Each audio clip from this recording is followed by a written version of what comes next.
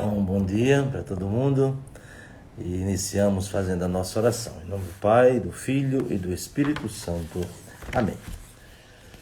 Ó Deus, que pela humilhação do vosso Filho reerguestes o mundo decaído, enchei os vossos filhos e filhas de santa alegria e dai aos que libertastes da escravidão do pecado o gozo das alegrias eternas. Por nosso Senhor Jesus Cristo, vosso Filho, na unidade do Espírito Santo. Amém.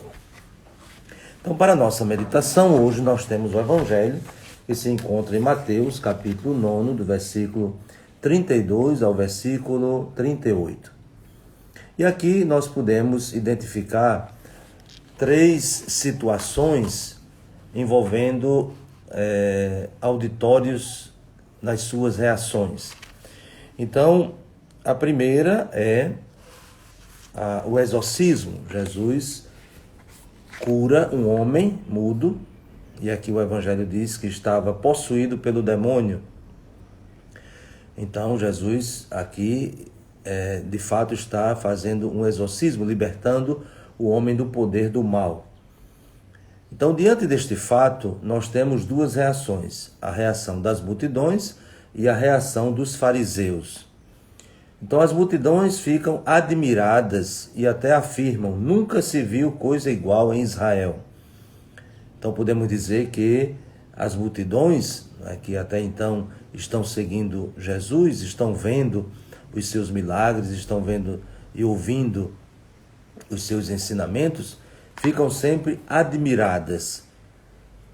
E claro que essa admiração, ela pode ser no sentido positivo, mas às vezes também as pessoas se admiram e ficam escandalizadas.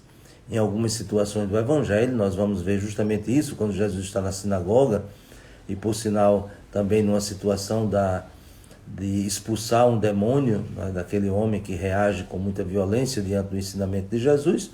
Então as pessoas ficam admiradas, mas ao mesmo tempo ficam escandalizadas. Aqui, São Mateus diz que essas multidões até afirmavam, de algo inédito que estava acontecendo. Então essa é a primeira reação. A segunda reação é a reação dos fariseus. Então o que é que os fariseus dizem? É pelo chefe dos demônios que ele expulsa os demônios.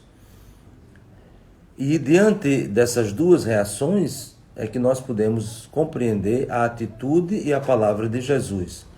Então, por um lado, Jesus vê essas multidões com até boa vontade, porque estão admiradas e reconhecem que aquilo que Jesus faz, o ensinamento de Jesus, tem uma diferença muito grande daquilo que os próprios mestres da lei, as suas autoridades, ensinavam e faziam. Então, por um lado, há essa boa vontade e até mesmo essa disposição de acolher o ensinamento de Jesus e reconhecê-lo como um grande profeta. Por outro lado, os fariseus que interpretam a ação de Jesus como se fosse uma ação diabólica. Então, é algo muito estranho como é que eles, além de criticarem Jesus, dizem que aquilo que Jesus está fazendo é o mal. Mas Jesus não se intimida. Por isso que Mateus diz que ele continuava a percorrer as cidades e povoados e ensinava até mesmo naqueles ambientes hostis, nas sinagogas, pregando o evangelho do reino e curando todo tipo de doença e enfermidade. Pois bem, então, diante deste fato, muito concreto, em que Jesus expulsa o demônio deste mudo, cura este mudo, então ele percebe pela interpretação que os fariseus, os mestres da lei, fazem, como as multidões estão desorientadas. Então essa palavra de Jesus, quando Mateus diz que, vendo as multidões, compadeceu-se delas, porque estavam cansadas e abatidas, como ovelhas que não têm pastor. Então, essa palavra de Jesus está muito contextualizada. Então, quem eram os pastores daquela multidão? Senão os mestres da lei, os rabinos, os escribas, os fariseus. Então, quando Jesus vê que, diante daquilo que ele está realizando, diante do anúncio que ele está fazendo, a interpretação é esta, então qual é a conclusão? Este povo está perdido. Esta multidão, de fato, está desorientada, porque aqueles que deveriam orientá-las, aqueles que deviam ajudá-las, sobretudo no conhecimento da palavra de Deus, e ali descobrir, não é, que Jesus, de fato, é o Messias, o Filho de Deus. Então, era justamente o contrário, né, atribuindo o que Jesus fazia e ensinava ao demônio. E, portanto, esta reação de Jesus. Então, a reação de Jesus diante daquela constatação: aqueles que deveriam orientar o povo não estão orientando o povo. E, portanto, é como ovelhas sem pastor. Aquilo que o profeta Ezequiel já tinha denunciado, né, que os pastores se apacentavam a si mesmos e abandonavam as ovelhas quando viam o lobo.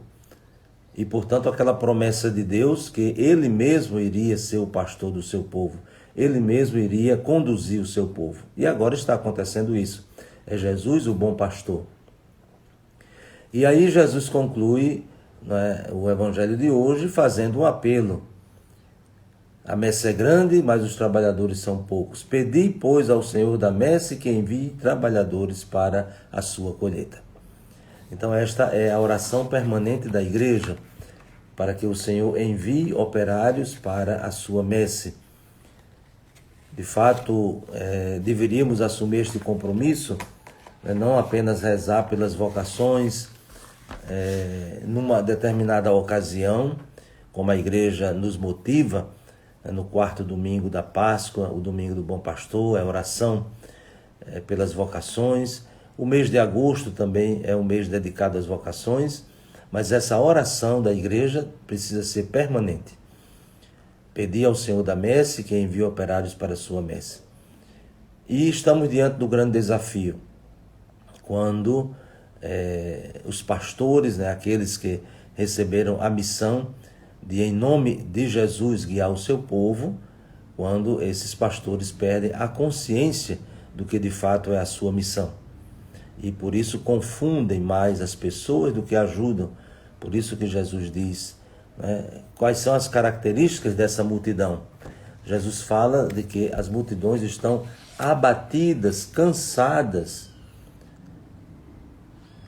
E esse cansaço, esse abatimento, não é só uma questão física, porque estavam caminhando atrás de Jesus.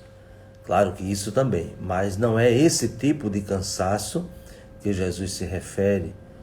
O tipo de cansaço que Jesus se refere é justamente a falta de orientação, né? Nós poderíamos dar um exemplo, né? Quando você está procurando algum lugar, está procurando alguma coisa, alguma pessoa, e não sabe onde achar, e você vai para um canto, vai para o outro, vai para um lado, vai para o outro, chega um determinado momento que você se cansa.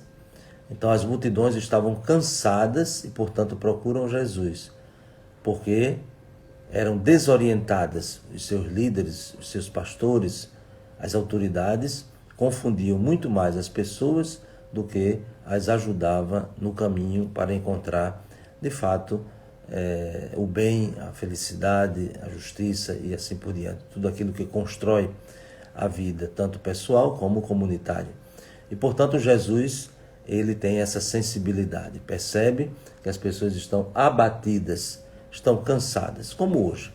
Hoje também nós temos multidões e multidões de pessoas cansadas, abatidas, e o que é que nós estamos fazendo? Então, qual é a nossa reação diante disso? Qual é a nossa sensibilidade? Então, peçamos ao Senhor que nos ajude, sobretudo aqueles que têm uma responsabilidade, aqueles que são pastores pela função e pela missão, que cumpram com fidelidade esta missão e não desorientem o povo ainda mais. Então, que o Senhor nos ajude, que o Senhor, que é o bom pastor, seja sempre a nossa inspiração. E que desça sobre vós a bênção de Deus Todo-Poderoso, Pai, e Filho e Espírito Santo. Amém. Um bom dia para todos e até amanhã, se Deus quiser.